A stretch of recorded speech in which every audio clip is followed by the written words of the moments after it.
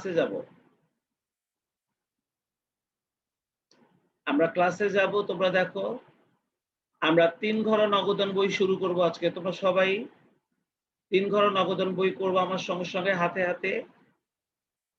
তোমরা দেখো ৩ ঘর নগদান বইয়ের যে বিষয়টা রয়েছে সেটা হলো ডেবিট ও ক্রেডিট উভয় পাশে নগদ, ব্যাংক ও বাট্টার একটি করে কলাম থাকে।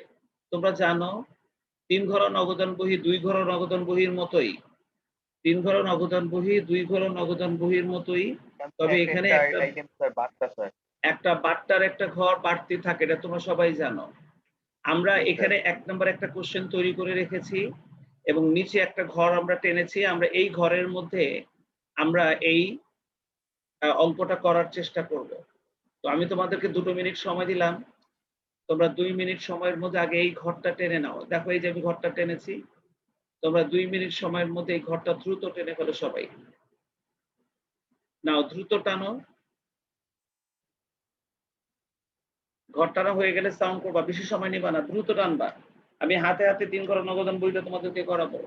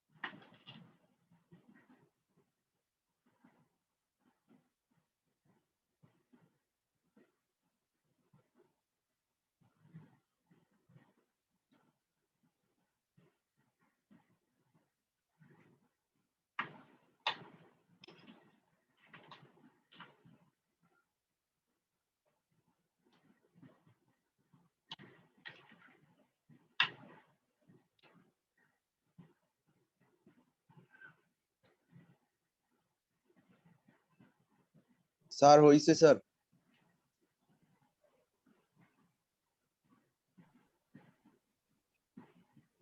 সবাই রেডি হয়ে যাও। Sir 1 minute. এক মিনিট। আচ্ছা ঠিক আছে।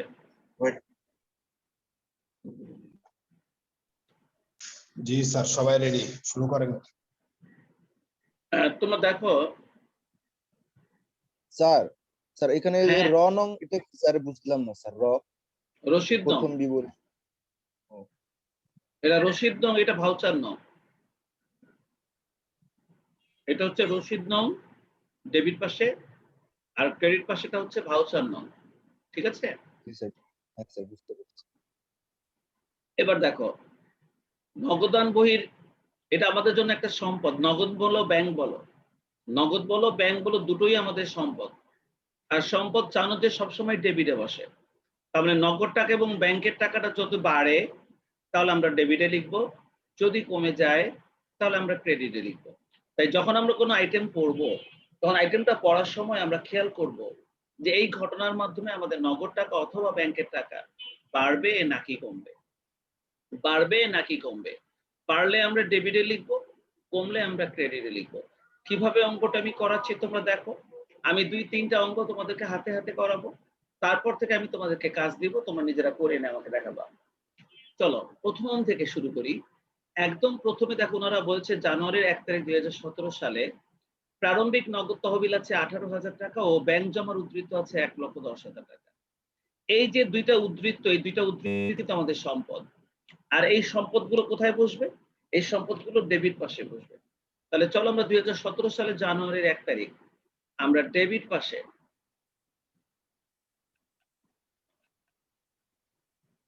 2017 সালের জানুয়ারির 1 তারিখ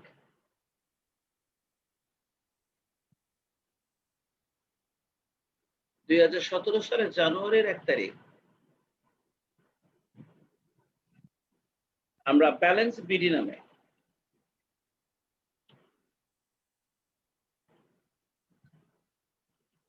স্যার ব্যালেন্স বানানটা স্যার আমরা ব্যালেন্স বিডি নামে আমরা নগদটা নগদের ঘরে আর ব্যাংকটা ব্যাংকের ঘরে বসাই দিব। দেখো আমাদের নগদটা ছিল 18,000 আর ব্যাংক ছিল 1,10,000। তাহলে নগদটা হচ্ছে 18,000, নগদটা 18,000,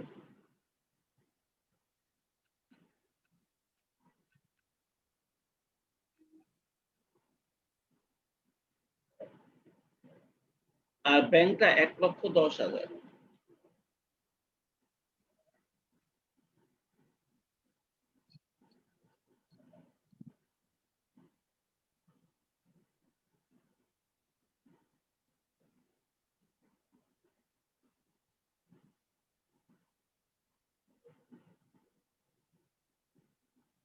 আমরা লিখে দিলাম।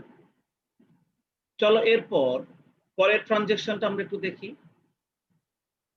পরের ট্রানজেকশনটা দেখো জানুয়ারির 4 তারিখ স্বীকৃত বিলের বিনিময়ে পণ্য ক্রয় 9,000 টাকা।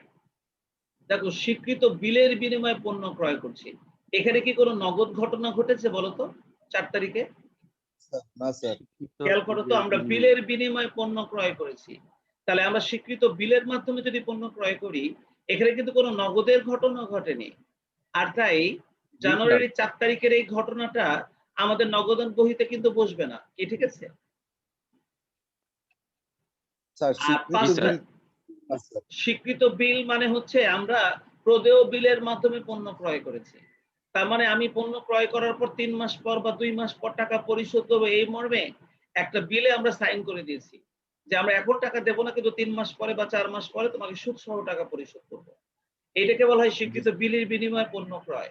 এতে করে কিন্তু নগদের ঘটনা কিন্তু ঘটেনি, কোন নগদের ঘটনা ঘটেনি বলে এটা কিন্তু আমাদের 2 ঘর নগদান বই বা 3 ঘর নগদান বই থেকে সেটা বসবে না, বুঝছো? জি স্যার। জি স্যার। জানুয়ারির 5 তারিখে বলছে ব্যাংক কর্তৃক 4,000 টাকার একটি প্রদেয় বিল পরিশোধ করা হলো। আমরা কিন্তু প্রদেয় বিল পরিশোধ করেছি ব্যাংক থেকে, আমাদের কিন্তু ব্যাংক ব্যালেন্সটা কমে যাবে। আমরা জানি যে বাড়লে এটা ডেবিটে বসে, কমলে কিন্তু এটা ক্রেডিটে বসে। তাহলে আমরা একটা প্রদেয় বিল পরিশোধ করছি। তাহলে চলো। আসসালামু আলাইকুম। ওয়ালাইকুম আসসালাম। স্যার কারেন্ট ছিল না, তাই এতক্ষণ জয়েন হতে পারিনি স্যার। 426। তোমার রোল কত? 426। জি স্যার। সিয়াম।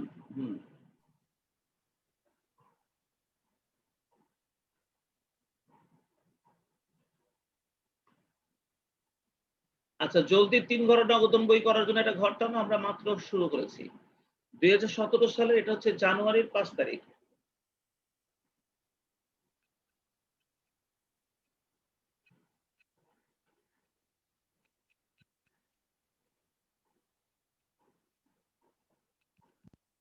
জানুয়ারির 5 তারিখ দেখো আমরা কিন্তু একটা প্রদেয় বিল পরিশোধ করেছি ব্যাংক থেকে, সেজন্য আমরা এখানে লিখে দিব প্রদেয় বিল।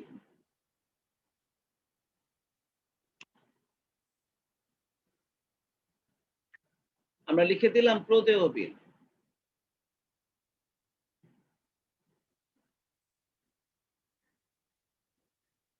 আমরা প্রদেয় বিল লিখে দিলাম, এটা ব্যাংক কর্তৃক পরিশোধ করেছি বলে এটা আমরা ব্যাংকের ঘরে লিখবো। আর তোমার টাকা দেখো আমাদের অ্যামাউন্টটা ছিল 5 তারিখে ব্যাংক কর্তৃক 4,000 টাকার প্রদেয় বিল পরিশোধ করেছিলাম, তাহলে আমরা এখানে 4,000 টাকা লিখে দিব। বলো আমরা জানুয়ারির 5 তারিখে যে ট্রানজেকশনটা বসাইছি, তোমাকে সবাই বুঝছো এটা? জি স্যার। আচ্ছা, এরপরে চলো জানুয়ারির 5 তারিখের পর 9 তারিখে বলছে, ভালো করে খেয়াল করো, ব্যাংকে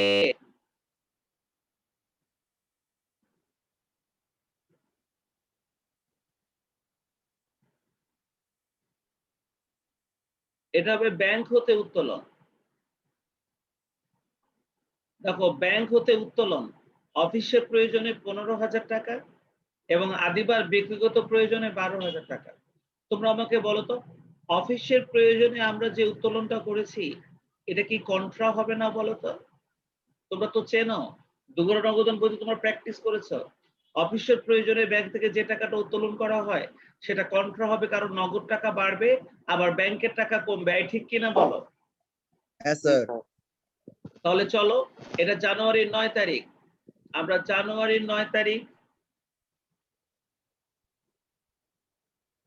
জানুয়ারির 9 তারিখ আমাদের নগদ টাকা বাড়বে, যেটা আমরা অফিসের প্রয়োজনে উত্তোলন করছি। সেখানে আমাদের নগদ টাকা বাড়বে এবং সেটার পরিমাণ ছিল কত টাকা? সেটা পরিমাণ ছিল 15,000 টাকা। তাহলে নগদের পরিমাণটা বাড়বে 15,000। তখন আমরা এটার নাম লিখবো, ব্যাংক হিসাব।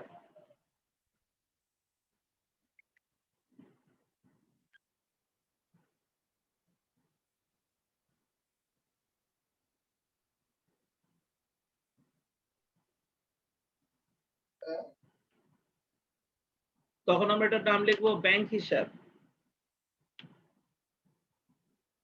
15,000 টাকা। আর ব্যাংক থেকে যেহেতু উত্তোলন করছি তাহলে ব্যাংকের টাকা কমে যাবে। তাহলে এটা আমরা ক্রেডিট পাশে ব্যাংকের ঘরে লিখবো, ক্রেডিট পাশে ব্যাংকের ঘরে লিখবো আমরা 15,000 টাকা। আর এটা হবে জানুয়ারির 9 তারিখ, জানুয়ারির 9 তারিখ। আর এটা লিখবো আমরা কি নামে? এটা লিখবো আমরা নগদান হিসাব নামে। আর তোমরা জানো যে এই যে আমরা নগদান হিসাব নামে ব্যাংকের ঘরে লিখেছি 15,000, আবার ব্যাংক হিসাব নামে নগদান ঘরে লিখেছি 15,000, এটা একই সাথে নগদ টাকা বাড়ছে আবার ব্যাংকের টাকা কমছে। এটাকে কিন্তু আমরা বলি কন্ট্রা এন্ট্রি। তাহলে খতিয়ান পৃষ্ঠার ঘরে আমাদেরকে কিন্তু এই কন্ট্রা এন্ট্রিটা লিখে দিতে হবে। তাহলে খতিয়ান পৃষ্ঠার ঘরে আমরা লিখে দিলাম সি। খতিয়ান পৃষ্ঠার ঘরে এই সি কথাটা আমাদেরকে লিখে দিতে হবে। খতিয়ান পৃষ্ঠার ঘরে আমরা মানে স্যার ব্যাংক এবং নগদ দুটোটাই বাড়লে কন্টেন্টই একই সম্পদ, একই ঘটনার কারণে একই সাথে একটা সম্পদ বাড়ছে, একটা সম্পত্তি কমছে। একটা সম্পদ বাড়া আর একটা সম্পত্তি কমা, মোট সম্পত্তির কিন্তু কোনো পরিবর্তন হয়নি, এই জন্য এটাকে কন্ট্রা এন্ট্রি বলে। কি বলছি বুঝছো? আবার বুঝি না, আবার একটু বলেন। আমি বলছি যে একই সাথে নগদ টাকা নামক সম্পদ বাড়ছে আবার ব্যাংক টাকা নামক সম্পদ কমছে, কিন্তু মোট সম্পত্তির কোনো পরিবর্তন হয়নি। এই আইটেমটাকে আমরা বলি কন্ট্রা এন্ট্রি। বুঝতে পেরেছ? জি স্যার। তুমি তোমার পকেটের টাকাটা ব্যাংকে নিয়ে জমা দিয়েছো, তোমার 1 পয়সাও টাকা কিন্তু কমেনি, সম্পদ কিন্তু কমেনি, বরঞ্চ পকেটের টাকাটা ব্যাংকে গেছে। মোট সম্পত্তির খালি জায়গা বদল হয়েছে, কিন্তু মোট সম্পত্তির কোনো পরিবর্তন হয়নি। এটাকে আমরা কন্ট্রা এন্ট্রি বলি। ঠিক আছে? আচ্ছা, এই 9 তারিখে আরেকটা ঘটনা ছিল, ব্যক্তিগত প্রয়োজনে উত্তোলন। তোমরা বলো তো, ব্যক্তিগত প্রয়োজনে যে উত্তোলনটা হয়েছে জানুয়ারির 9 তারিখ, সেটা তো আর কন্ট্রা হবে না, হবে? জি না স্যার। ওইটা কন্ট্রা হবে না, ওইটা কিন্তু আমরা উত্তোলন নামে লিখবো। আর ওটা ব্যাংক থেকে উত্তোলন করেছে বলে ব্যাংকের টাকাটা কমে যাবে। জি স্যার। ওটা ব্যাংক থেকে উত্তোলন করা হয়েছে বলে ওটা ব্যাংকের টাকা কমে যাবে, তাই ওটাকে আমরা উত্তোলন হিসাব নামে, আমরা সরাসরি ব্যাংকের ঘরে লিখে দিব 12,000 টাকা। দেখো আদিবা ব্যক্তিগত প্রয়োজনে যে টাকাটা উত্তোলন করেছিল সেটা কিন্তু 12,000 টাকা ছিল। এই যে ব্যাংক হতে উত্তোলন অফিসের প্রয়োজনে 15,000 টাকা এবং আদিবার ব্যক্তিগত প্রয়োজনে 12,000 টাকা। আমরা 12,000 টাকাটা ওখানে বসাই দিলাম। তোমরা কি দেখেছো ব্যক্তিগত প্রয়োজনে উত্তোলনের কাহিনীটা কিভাবে লিখেছি? তোমরা দেখেছো সবাই? জি স্যার। এবার 9 তারিখের পরের ঘটনাটা কিভাবে বসাবো তোমরা দেখো। 9 তারিখের পরের ঘটনার মধ্যে রয়েছে ব্যাংক হতে উত্তোলন গেল। এবার 11 তারিখে ব্যক্তিগত প্রয়োজনে মালিক কর্তৃক পণ্য উত্তোলন।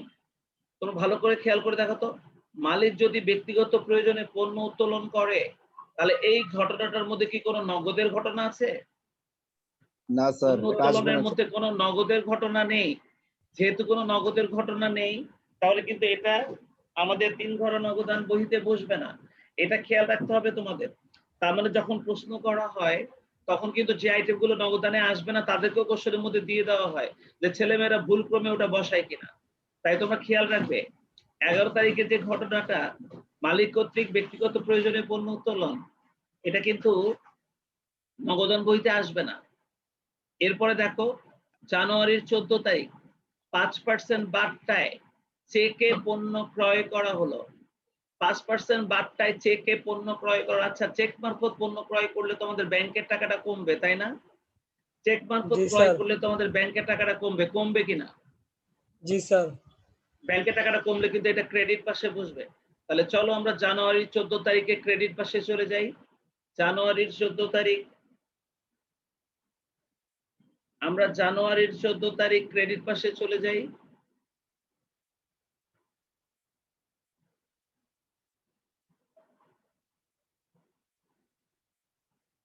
জানুয়ারির 14 তারিখে আমরা কিন্তু ক্রয় নামে লিখবো, চেক মারফত পণ্য ক্রয় করছি। সেজন্য আমরা কিন্তু এটা লেখার সময় আমরা লিখবো ক্রয় হিসাব। ক্রয় হিসাব নামে আমরা এটা ব্যাংকের ঘরে লিখবো, কিন্তু ব্যাংক ঘরে লিখবো কিন্তু কত টাকা লিখবো সেটা তো দেখতে হবে। দেখো তো জানুয়ারির 14 তারিখ 5% বার্তায় 5% বার্তায় ইয়ে আছে নাকি? কামরুল আছে নাকি? কামরুল বার্তা কি বাদ দিতে হবে না স্যার? কামরুল আছো? Yes, sir. কামরুল এই জি, স্যার, এই আছি। বার্তাটা নগদ বার্তা না কারবারি বার্তা বলতে পারবা? স্যার 5% বার্তায় পণ্য ক্রয় করা হলো স্যার, এটা স্যার কারবারি বার্তা। কারোবারি বার্তা স্যার। তাহলে এই বার্তাটা আর আমরা বার্তার ঘরে বসাবো না, কিন্তু আমরা অ্যামাউন্ট লেখার সময় বাদ দিয়ে দিব, তাই না? তাহলে 2000 টাকার উপর 5% বাদ দিয়ে দাও। এই 2000 টাকার উপর 5% ধরলে কত হয়? 100 টাকা হয়। 2000 টাকার উপর 5% ধরলে হয় 100 টাকা। তাহলে 2000 থেকে 100 টাকা বাদ দিলে হবে 1900 টাকা। তাহলে আমরা এখানে লেখার সময় 1900 টাকা লিখে দিব। কিন্তু এই 100 টাকা কিন্তু আমরা বার্তার ঘরে বসাবো না, কারণ এখানে শুধুমাত্র নগদ বার্তাটা বসানো যাবে। এখানে কিন্তু কোনো কারবারি বার্তা বসানো যাবে না। তোমরা কি আমার কথা সবাই বুঝছো? এটা একটা কারবারি বার্তা, কামরুল বলেছে এটা কারবারি বার্তা। যদি কারবারি বার্তা হয় তাহলে বার্তার ঘরে কিন্তু সেই বার্তাটা লেখা যায় না। তাহলে আমরা এই 100 টাকা বার্তা কিন্তু এখন আর বার্তার ঘরে লিখবো না, কারণ এটা কারবারি বার্তা। শুধুমাত্র নগদ বার্তা যদি হয় তবে সেটাই বসানো যাবে। তোমরা কি আমার সবাই কি আমার কথাটা বুঝছো সবাই? জি স্যার। আচ্ছা, 14 তারিখের পরের ঘটনাটার দিকে যাও। 14 তারিখের পরে দেখো 15 তারিখে একটা ঘটনা আছে। 15 তারিখের ঘটনাটা হলো সুমা এন্ড কোংকে তাদের 5000 টাকা পাওনার পূর্ণ নিষ্পত্তিতে 1800 টাকার নগদ এবং 3000 টাকার চেক প্রদান করা হলো। হ্যাঁ, এই বার্তা, এখন যে বার্তাটা আছে পূর্ণ নিষ্পত্তিতে 1800 মোট 4800 টাকা দিতেছি, 5000 টাকার পূর্ণ নিষ্পত্তিতে তাকে 4800 টাকা দিতেছি, 200 টাকা বার্তা। এই বার্তাটা নগদ বার্তা। পাওনা পরিশোধের সময় অথবা পাওনা আদায়ের সময় যদি কোনো ছাড় দেওয়া হয় তাহলে সেই বার্তাটাকে আমরা বলি নগদ বার্তা। এই বার্তাকে বার্তার ঘরে লেখা যাবে। তবে তোমরা বলো তো, সুমায়ন কোনকে আমরা পরিশোধ করছি না, তাহলে এটা ক্রেডিট পাশে বসবে। পরিশোধ করলে নগদ টাকা এবং ব্যাংকের টাকা কমে যায়। পরিশোধ করলে নগদ টাকা এবং ব্যাংকের টাকা কমে যায়। তাহলে আমরা ক্রেডিট পাশে লিখবো নগদের ঘরে 1800, ব্যাংকের ঘরে 3000 আর বার্তার ঘরে 2000। তাহলে চলো সুমায়ন কোং নামে বা প্রাপ্য হিসাব নামে আমরা এটা লিখতে পারি। তাহলে জানুয়ারির 15 তারিখ, জানুয়ারির 15 তারিখ, জানুয়ারির 15 তারিখ সুন্দর করে যদি লিখতে চাও তাহলে এটা লিখবা এইভাবে, প্রাপ্য হিসাব, তোমরা ব্র্যাকেটে লিখবা সোমা,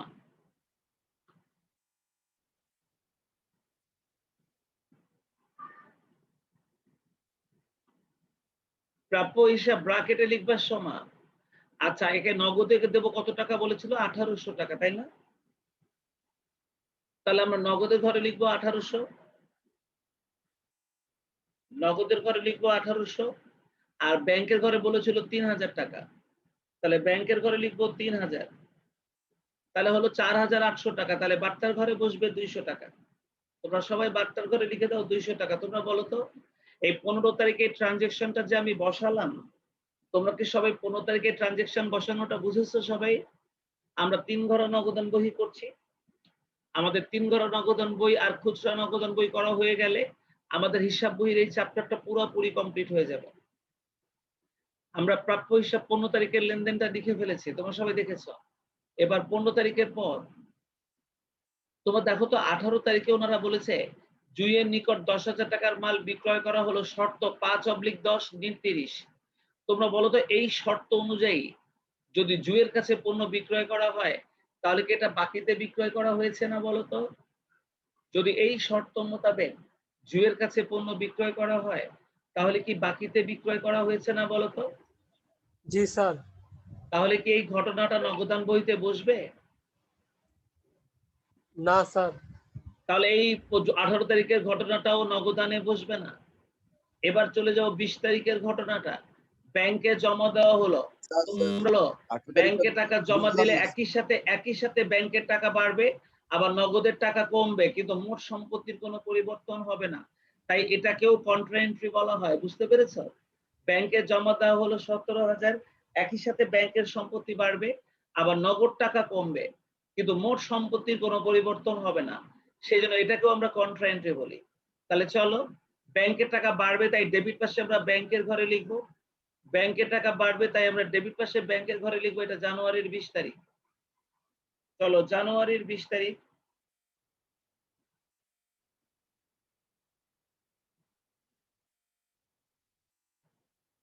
জানুয়ারির 20 তারিখ আমাদের ব্যাংকে টাকা জমা দেওয়া হলে ব্যাংকের টাকাটা বাড়বে।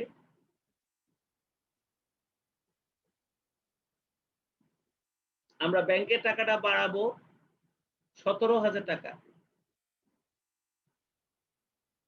17,000 টাকার নাম দিব নগদান হিসাব।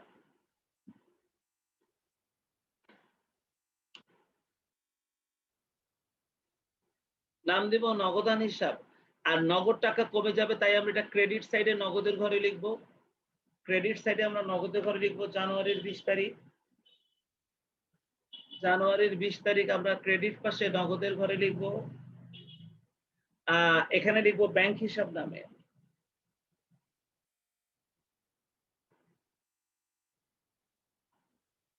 ব্যাংক হিসাব নামে আমরা নগদের ঘরে লিখবো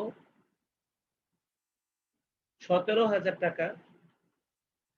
আর যেহেতু এটা একই সাথে ব্যাংকের ঘরে বসছে আবার নগদের ঘরে বসছে, অর্থাৎ যেহেতু এটা কন্ট্রা এন্ট্রি, তাহলে এটার পাশেও তোমাদেরকে সি লিখে দিতে হবে। আমরা এটার পাশেও সি লিখে দিলাম। আমরা এটার পাশেও সি লিখে দিব।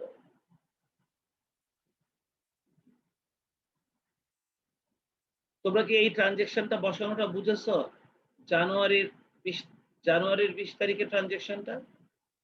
জি স্যার, বুঝতে পারছি।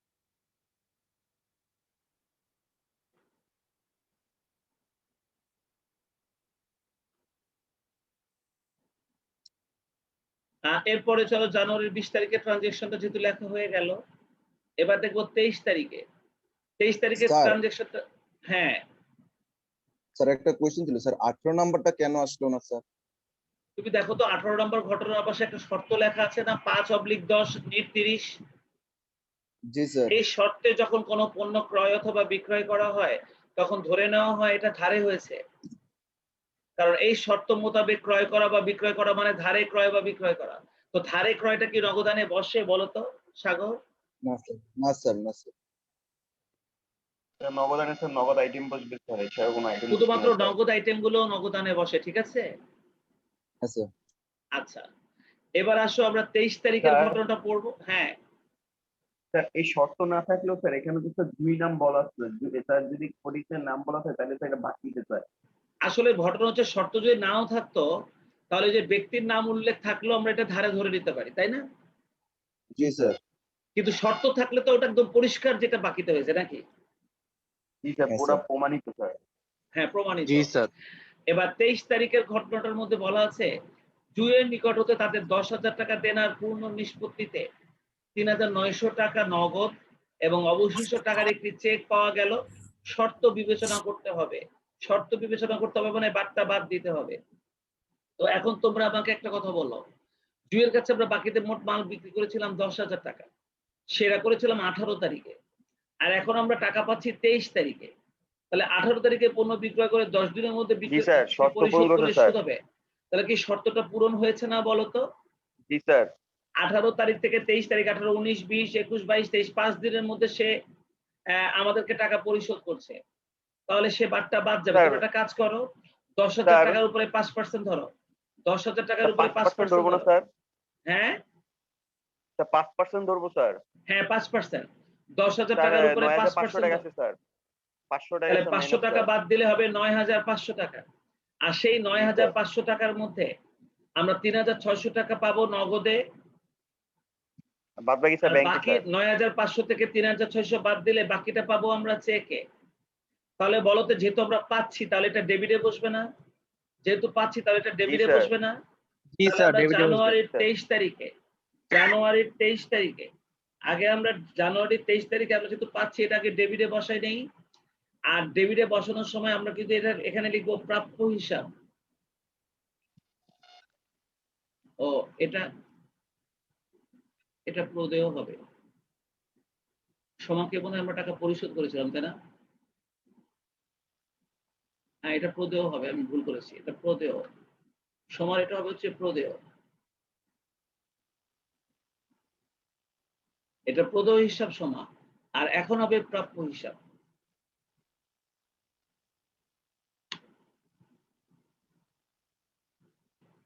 প্রাপ্য হিসাব এটা হবে জুই।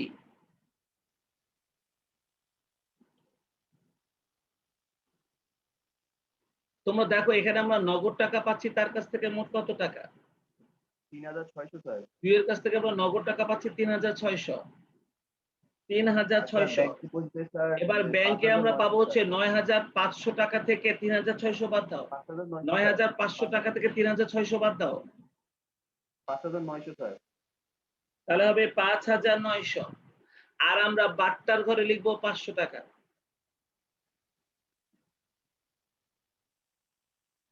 আমরা বাট্টার ঘরে লিখে দিব 500 টাকা। দেখো তো আমি 23 তারিখে যে আইটেমটা লিখেছি, যে মোট 10,000 টাকা থেকে 500 টাকা বাট্টা বাদ দিলে 9,500 হয়। তার মধ্যে 3,600 টাকা আমরা পেয়েছি নগদে, আর 9,500 থেকে 3,600 বাদ দিলে বাকি 5,900 টাকা পেয়েছি আমরা চেকে। আমি যে আইটেমটা বসালাম, তোমরা কি সবাই এই আইটেমটা বুঝতে পেরেছো? জি স্যার। আচ্ছা, জি স্যার। আমি ভালো মতো 3 ঘরে নগদান বই শেখানো হয়ে গেলে কিন্তু আমি ক্লাসে পরীক্ষা নিব। মনে রেখো।